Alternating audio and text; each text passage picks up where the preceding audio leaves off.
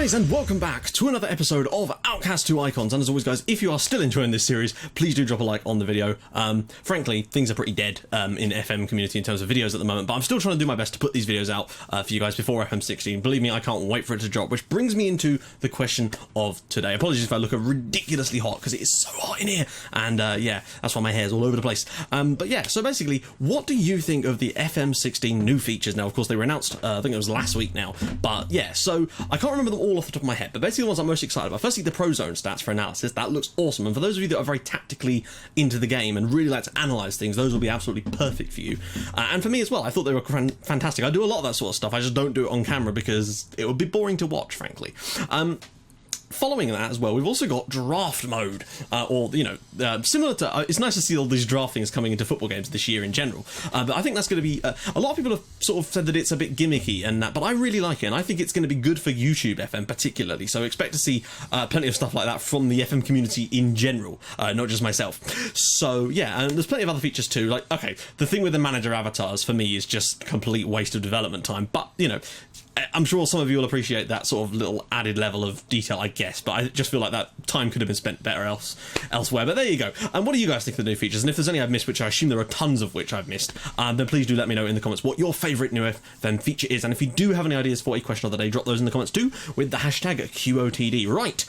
So it's a, well, we've had a transfer window, and obviously we got ourselves a relatively small budget, which I have managed to make slightly bigger, but we still managed to do a lot regarding signings. Now, we had to replace Andrea Zivkovic. We needed to. It had to be done. I actually at one point tried to get him on a new contract after he'd left, and he was actually open to it. The problem was he wanted £200,000 a week.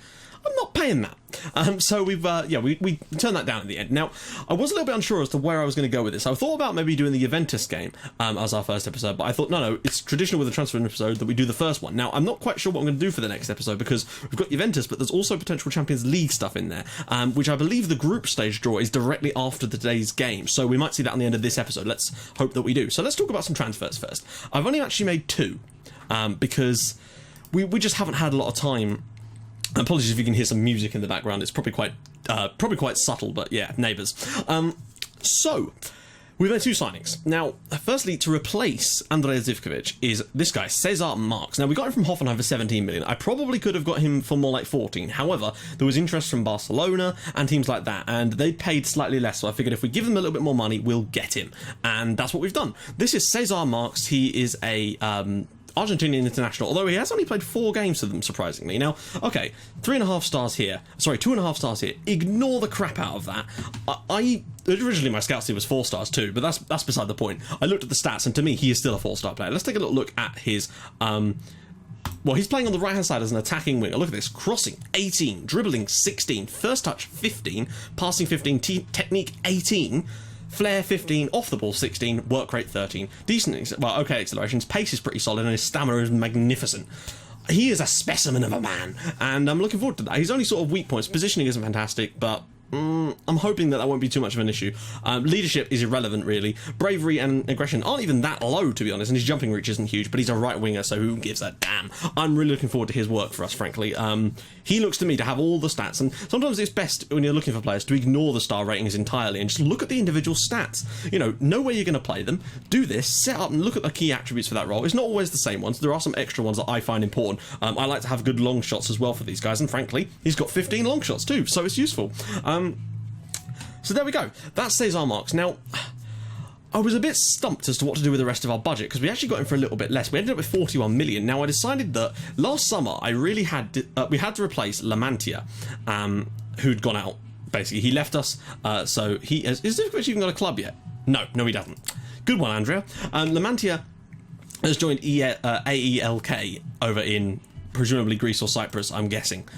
They are in Greece. And yeah, Giuseppe De Laurentiis has joined Sampdoria of all teams. Now, I decided that obviously Kaleshnikov can play there, but I wanted to really strengthen that defence, and there wasn't a lot of positions I could really do a lot with. Now, I had to give new contracts to Capra and Caterini, I believe. So, apologies, I played this a couple of days ago. So, it's money's been moved around a lot. But the problem was, with Christian Dolsgaard, or, yeah, I think it's Dolsgaard.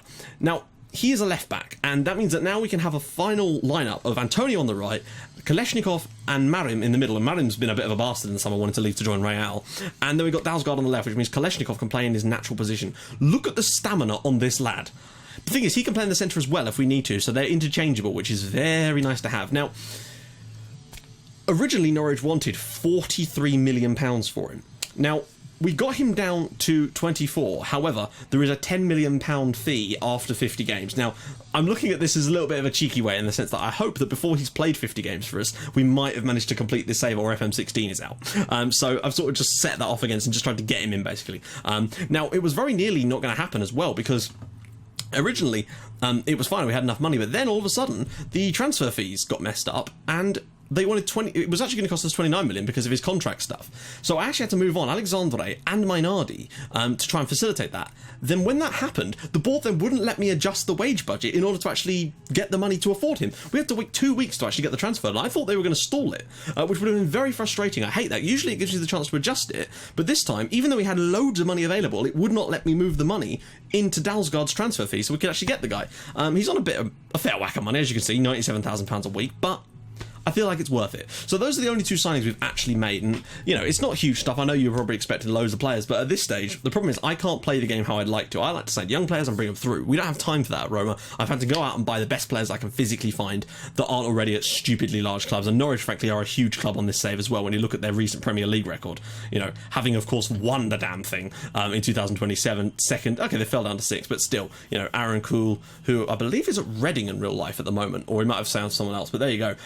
Now it's also worth pointing out that I believe Ryan Jacko is actually at Norwich as well, if I remember correctly. He might not be anymore. Yeah, there he is, Ryan Jacko, formerly of Hertha, I believe. He played for us when we were over in Hertha Berlin. Now, I've turned a load of leagues off, which should make this a little bit better for us. But we may as well just jump straight in, frankly, guys. We may as well. So we're playing Atalanta away from home on the opening day of the season. It's not going to be easy. Napoli and Sampdoria have already played, as have, of course, Inter and Torino. As you'll notice, Napoli thumped Torino 8-0. I think Napoli are going to be a big challenger this year, and I'm a little bit worried, frankly. Gennaro Gattuso is actually managing Atalanta at the moment. They're going with a sort of... We've done well against these sort of systems in the past, so I'm fairly confident that we might be able to do okay. Now, a few injuries flying around, but we should be okay. Wait, where the hell is Kaleshnikov? I'm sorry, but he's better than Arapi, isn't he?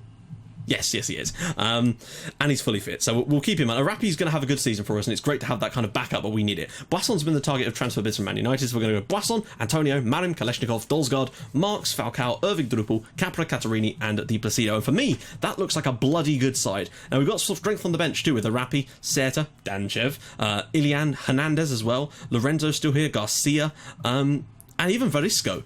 The bench is looking a little bit nicer now, and that's what I'm... Who needs the number? Oh, is it going to be, yeah, Varisco.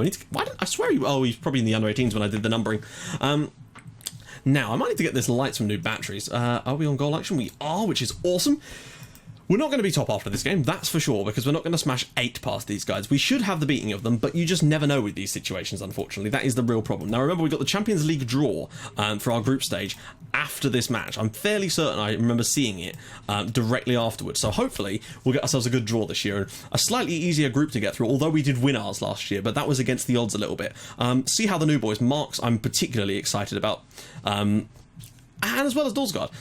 Zendias is ball in, and it's headed away, and Boisson will get that nicely. It's good stuff. They've had a lot of possession, but it is only 2 minutes in, so there's plenty of time for things to happen. I'm really liking the look of our back four, though. The midfield is looking a lot nicer. If we can keep this starting 11 predominantly fit with a few additions, and Placido's across, and there he is after 2 minutes. Atalanta 0, Roma 1, and Marcelo Di Placido is off the mark for the season after just 2 minutes, and that is perfect. We need a big season out of him this year. His tally last year was somewhat subpar. I think he only managed like 25 goals in all competitions, which by his standards is pretty bloody awful. That's less than half of what he got the year before. What about this for a cross from Cesar Marks as well? First piece of interaction from him and Di Placido, and that is a partnership I want to make sure that we get the most out of this year. Lots of crosses in, I'm hoping, because Di Placido does seem to cope well with those situations, but I gotta say, Atalanta have looked decent since then. Capra now to win this. Him and Catarini, if they stay fit, we've got a really dynamic duo there, with Falcao in the middle as well. You know, plenty of options out on this left-hand side with Erving Drupal and Garcia. There's options too. Arapi can come in at the back if we need him. Erving Drupal's ball in, drop down, and lob downfield, and that should be... I'm infinitely sick of that. Just infinitely. I mean, I know that they can miss it sometimes, but it just looks like it's going straight past them, and it happens so frequently, it's just frustrating. Falcao goes short to Capra. Perhaps a ball in? He's going to go alone here. Will he shoot? He does, but Mazzitelli makes the big save in the end. Now, Atalanta have started fairly well in this one, and that has to be said. We are being overrun a little bit. Falcao with the ball out to the edge this time for Casarini. Has he got a pass? He goes for Capra again. Will he shoot? Comes inside. He must score, and he does. Atalanta 0, Roma 2, and Simone Capra with the goal. Now, that is a little bit against the run of play as well, to be honest. Though we have got a lot of possession, and that's what I would say, so it's not all bad. This was really good composure from Simone Capra to actually go past a couple of people before taking the shot, and I think it deflects a little bit. No, it doesn't actually. There we go. So 2-0 here, and that's a great start to the game. They've had a lot of shots. They've hit the target with every single shot so far, which is very nice to see from their point of view. I'm just going to tell the team to concentrate a little bit because we haven't hit that 50% shots on target average just yet. So here we go, another chance. If we grab a third goal here, that'll be game, set and match, I'd have thought. That's a good header from the defender, Olmedo now. Long ball downfield, and that should be easily mopped up. They're playing a long ball game, and we like defending long balls, generally. Ervig Drupal now, just biding his time. Can he get another ball in? He can. Di Placido with a flick on header, and it is 3-0. Atalanta 0, Roma 3, and oh, okay, it's gone straight in. Stefan Ervig Drupal, and we've been clinical today, and this is the type of play that was missing from our game last year. This is the sort of game that we'd have probably lost 2-1 last season. I thought this... Di Placido doesn't even attempt to go for it, and the goalkeeper was wrong-footed by it, and it's in the back of the net for 3-0 to Roma. This is the sort of start... Maybe there is an 8-0 in this for us. I don't think so somehow, but it would be lovely. I think the biggest win we've ever had in this save was a 7-0, and that actually came against Inter, I believe. And I think we've done it more than once. No, we haven't. It was just once. It was Bologna that we beat 6-0. So they've actually had more shots on target than us, and we've not had a single clicker opportunity now at the moment. So I would be pissed, I suppose, if I was them right now. Nice spread of assists and goals as well today, which is always nice to see. For the second half, I'm quite content to just keep doing what we're doing. They've changed the system up a little bit. That's fine. Zerka is normally absolutely... Zuka.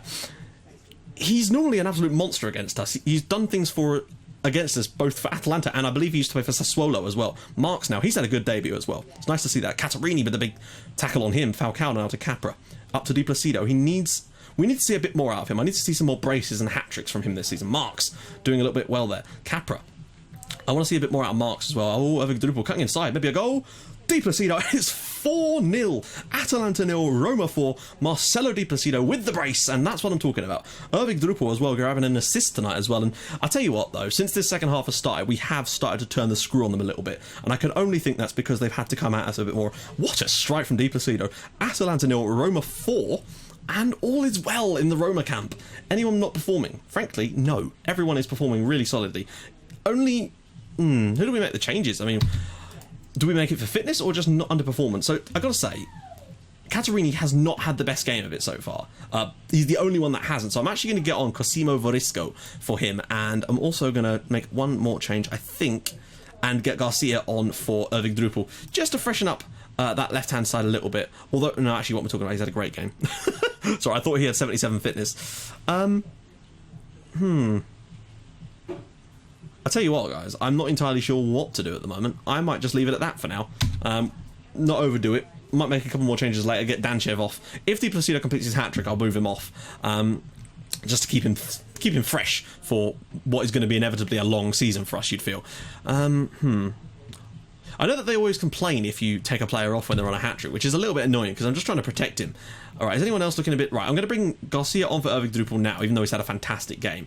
And... I'm thinking, we'll get Slavi Danchev on for the final 15 minutes. We've got a 4-0 lead. This should be a comfortable one, but I'd like to see us keep a clean sheet as well, just to make sure that we get across the line. I'm maybe taking a bit of a risk by making the 3 subs slightly earlier than usual, perhaps, but I feel like it's probably worth it. They've come back into it a little bit now. Oh, here we go. Pianisisto now with the ball in. Monch, oh no, good clearance, and, well, really... Oh, Danchev there, really working hard to get up the pitch. Frankly, number 20 should have been all over that, but he was a bit lazy, and Slavi Danchev is working hard for a place in this team. And he will always have a place in my heart, won't he? I almost considered getting a Slavi Danchev Roma shirt at one point, guys, but they're very expensive, particularly with names on the back. Sisto, ball across, and that is a save from Boisson. You can't ask for more than that. We've only hit the target 6 times today, and we've scored 4 goals, which is good, but I'd like to see a bit more accuracy with it. Falcao to the edge to Cosimo Vorisco now. A big goal for the new boy. Capra now. Back across, perhaps? Blocked, but Falcao should be able to pick a pass. Maybe go short to Capra. Maybe go for one himself? He's gonna. No, he's not. Falcao. Is there a space for a shot? This is the thing. It's quite tight here. Marim's not the man you want on the ball right now. Capra. Somebody get around. Oh, that's poor. That's poor. Somebody win the header. Uh-oh. Zerka's all kinds of space. Moncini must score, and he's got a man out wide, and it's Pione Sisto. He's... Oh, what a strike that is. Okay, fair play. Pione Sisto, what an incredible hit that was. And a thoroughly deserved goal from Atalanta, really. I have to say, we don't deserve to win this by 4-1, but it is nice for once to actually see us take our chances. What a strike that is from Sisto. Over the top of the goalkeeper, in off the crossbar. Great strike, and nothing Boisson could do about that. Real shame for him that he doesn't get his clean sheet, but, you know, sometimes needs must. Verisco's bombing forward. It's nice. Can he slip through Danchev? He's got to go alone. Danchev, oh, the chance was there, and there we go. Atalanta 1, Roma 4. First day of the season, and we've started with a plum. All flavours of plums, and yeah, good performance all round. And I think Erwin Drupal was man of the match. Yes, he was.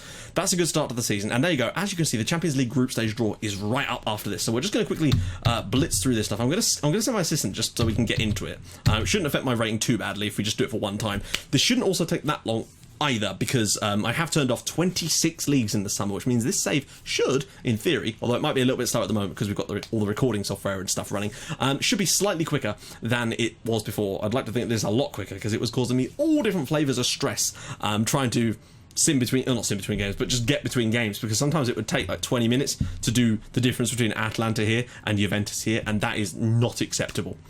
Basically, I might have to edit this a bit, guys, because this is taking the piss now. I'll join you guys in a sec when we actually get to the Champions League group stage draw.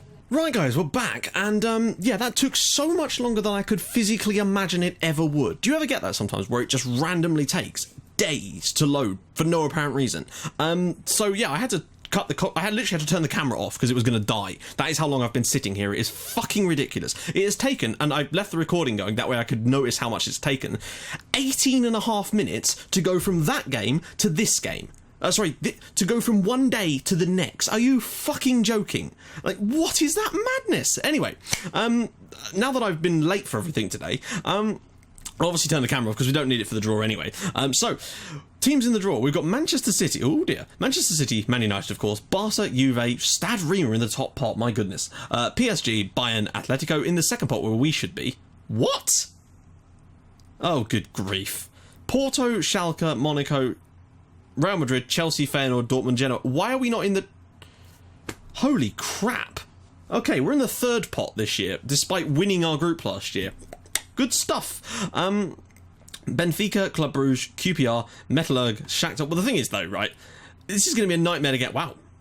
Jerusalem are in it. That's kind of cool. And Mulder. But basically, this is going to be a nightmare to get out of whatever group we get in here, because we're going to end up in with two amazingly good sides. I guarantee it. Probably Stade Riem and Man United. No, that's not possible, is it? It'll be a ridiculously tough group. That much I can say. And that's really frustrating, because I'm not sure how we've gone down a pot despite winning our group last year, but there you go. Let's see which groups we want to avoid. Stade Riem and Chelsea. Avoid. Atletico and Dortmund. Maybe. We could have that crack. Bayern and Genoa. Maybe. We've done all right, actually. Man City, Real Madrid. Avoid. Schalke, Juve. Perhaps we could... Oh, we can't be joined at that one, can we? Final PSG, maybe? Okay, so... As long as we... Oh, for fuck's sake. Chelsea and Stade Riem in our group. We are buggered, guys. We're not going to get through that at all. I'm just a little bit annoyed that we're somehow in the third pot. But there you go. It must have affected our coefficient really badly last year by coming... Like, well, I suppose it's because we went out earlier. Let's see who the last team is. It'll be Anderlecht, won't it? Oh, Jesus. Group of death, anyone? Yeah, I think we're going to struggle to even get out of that group this year, to be honest, guys, and that really does suck, to be honest, but what can you do there? So there we go, guys. In the next episode, I have no idea what game we're going to be doing next, and it won't tell us on here just yet either, but don't worry, you will find out in the next episode. If you've enjoyed what you've seen in this one, my angst mostly, then please do drop a like on the video. That'd be amazing. If you'd like to even more than that, please do subscribe to the channel for more stuff like this for the remaining future until FM16 comes along. Then we've got all kinds of goodies coming your way, and I'll see you guys in the next episode. Thank you for watching. Bye-bye.